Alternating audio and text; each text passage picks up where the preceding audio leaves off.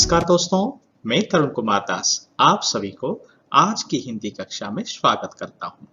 आज का विषय है शेखीबाज मक्खी भाग 1।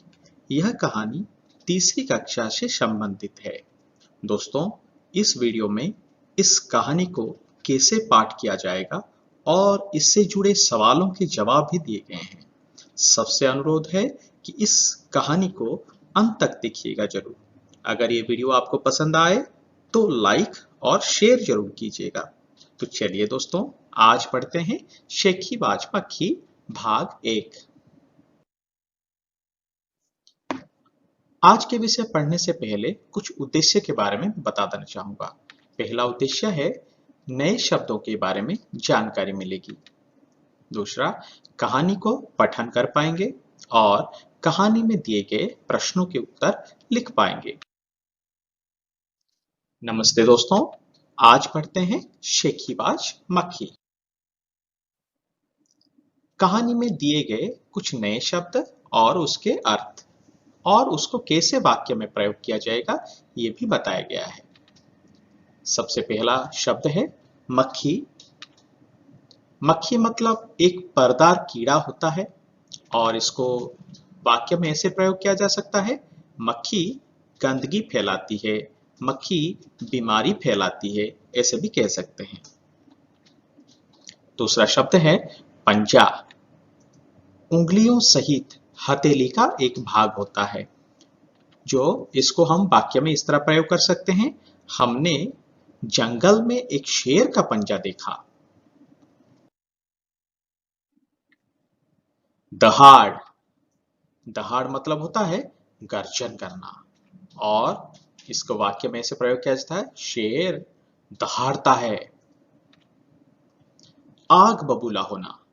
आग बबूला होने का मतलब होता है गुस्सा हो जाना और इसको वाक्य में प्रयोग कैसे करेंगे, उसके सवाल पर वह आग बबूला हो उठा। विशाल काय। विशाल काय का मतलब बहुत बड़ा।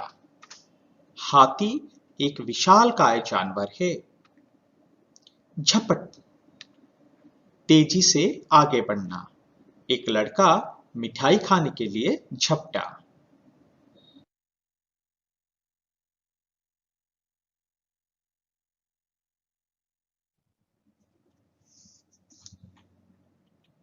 एक था जंगल।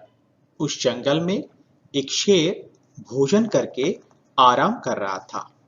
इतने में एक मक्खी उड़ती उड़ती वहां आ पहुंची। शेर ने 2-3 दिनों से स्नान नहीं किया था, इसलिए मक्खी शेर के कान के एकदम पास भिन भिन भिन करने लगी। शेर को बहुत मुश्किल से नींद आई थी। उसने पंजा उठाया, मक्खी उड़ गई, लेकिन फिर से शेर के कान के पास भिन भिन भिन शुरू हो गई। अब शेर को गुस्सा आया।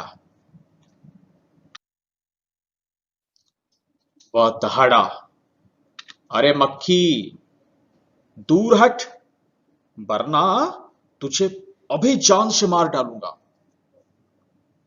मक्खी ने धीरे से कहा, छी छी, जंगल के राजा के मुंह से ऐसी भाषा कहीं शोभा देती है।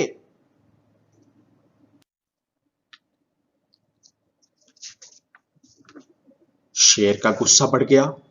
उसने कहा, एक तो मुझे सोने नहीं देती, ऊपर से मेरे सामने जवाब देती है। चुप हो जा, वरना अभी।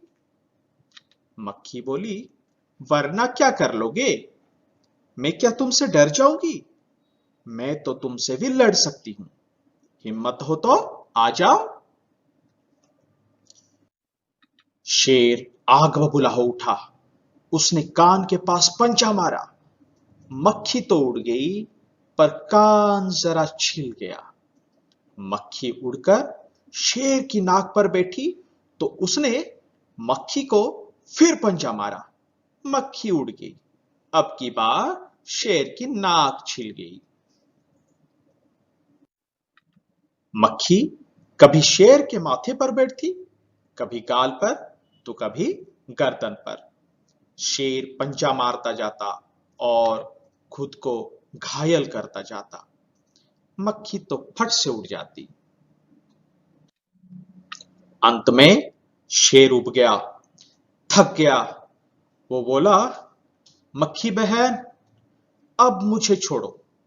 मैं हारा और तुम जीती, बस। मक्खी घमंड में चूर होकर उड़ती उड़ती आगे बढ़ी।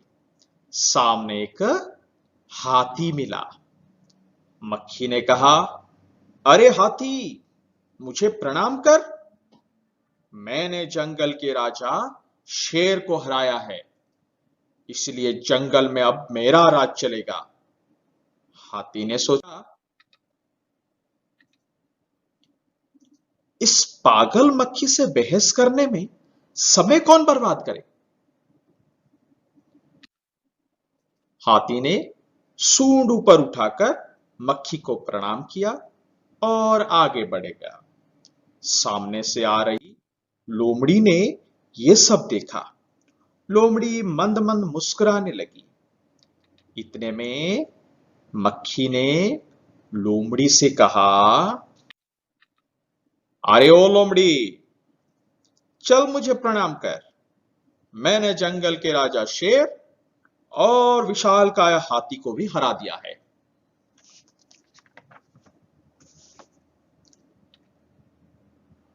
लोमड़ी ने उसे प्रणाम किया, फिर धीरे से बोली, धन्य हो मक्खी बहन, धन्य हो। धन्य है आपका जीवन और धन्य है आपके माता पिता। लेकिन मक्खी रानी, उधर वो मकड़ी दिखाई दे रही है ना, वो आपको गाली दे रही थी। उसकी जरा खबर लो ना। ये सुनकर मक्खी गुस्से से लाल हो उठी। मक्खी बोली, उस मकड़ी को तो मैं चुटकी बजाते खत्म कर देती हूं। यह कहते हुए मक्खी मकड़ी की तरफ झपटी और मकड़ी के जाल में फंस गई। मक्खी जाल में छूटने की ज्यों ज्यों कोशिश करती गई, त्यों त्यों और भी अधिक फंसती गई। अंत में वो थक गई, हार गई। यह देखकर लोमड़ी मंद मंद मुस्कुराती हुई वहां से चलती बनी। दोस्तों, ये कहानी योगेश जोशी ने लिखी है। नीचे दिए गए प्रश्नों के उत्तर दीजिए। इस कहानी के लेखक कौन हैं? इस कहानी के लेखक श्री योगेश जोशी हैं। जंगल में शेर क्या कर रहा था? जंगल में शेर भोजन करके आराम कर रहा था। मक्खी शेर के कान के पास क्या करने लगी? मक्खी शेर के कान के पास भिन भिन भिन करने लगी। मक्खी भिन भिन भिन क्यों करने लगी? क्योंकि शेर 2-3 दिनों से स्नान नहीं किया था, इसलिए मक्खी शेर के बिल्कुल कान के पास भिन भिन भिन करने लगी। शेर को गुस्सा क्यों आया? शेर को बड़ी मुश्किल से नींद आई थी और मक्खी के भिन भिन भिन के कारण शेर को गुस्सा आया। मक्खी और शेर की लड़ाई में कौन जीता? मक्खी और शेर की लड़ाई में मक्खी जीती। हाथी ने मक्खी को क्यों प्रणाम किया? हाथी पागल मक्खी से बहस करके समय बर्बाद नहीं करना चाहता था, इसलिए हाथी ने मक्खी को प्रणाम किया। तुम्हें कहानी में कौन सबसे अच्छा लगा और क्यों? हमें कहानी में लोमड़ी सबसे अच्छी लगी, क्योंकि उसने बड़ी चतुराई से, बड़ी समझदारी से घमंडी मक्खी को सबक सिखाया। मक्खी मकड़ी के जाल में फंस गई थी। फिर क्या हुआ होगा? कहानी आगे बढ़ाओ। फिर मक्खी बहुत कोशिश करने पर भी वहां से निकल नहीं पाई।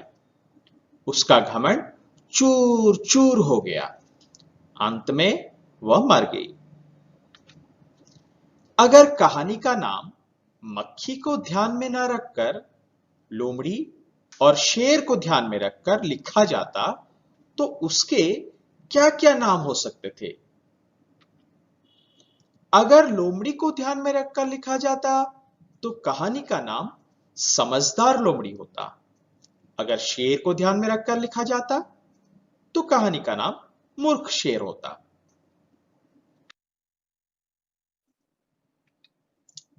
अब तुम कहानी के लिए एक और शीर्षक सोचो। यह शीर्षक कहानी के किसी पात्र पर नहीं होना चाहिए। कहानी की किसी घटना के बारे में शीर्षक हो सकता है। इसका मतलब दोस्तों, आप किसी कैरेक्टर जो है यहाँ पे लोमड़ी या फिर हाथी या फिर मक्खी या फिर मकड़ी या फिर शेर, इनके ऊपर आपको शीर्षक नहीं बनाना है। आपको किसी कहानी की किसी कथा वस्तु को लेकर शीर्षक बनाना है। तो क्या बन सकता है? कहानी का शीर्षक हो सकता है जैसी करनी वैसी भरनी। है ना मजेदार?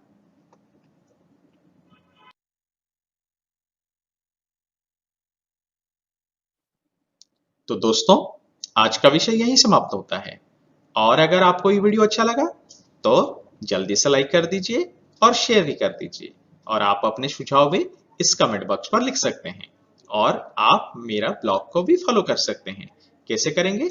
आप लॉग इन कीजिए https://tarunkumardas.blogspot.com पर और फॉलो कर दीजिए। दोस्तों, धन्यवाद मेरे साथ बने रहने के लिए। और आने वाले दिनों में मैं आपके साथ फिर से हाजिर होऊंगा एक नए वीडियो के साथ। तब तक धन्यवाद और बाय बाय।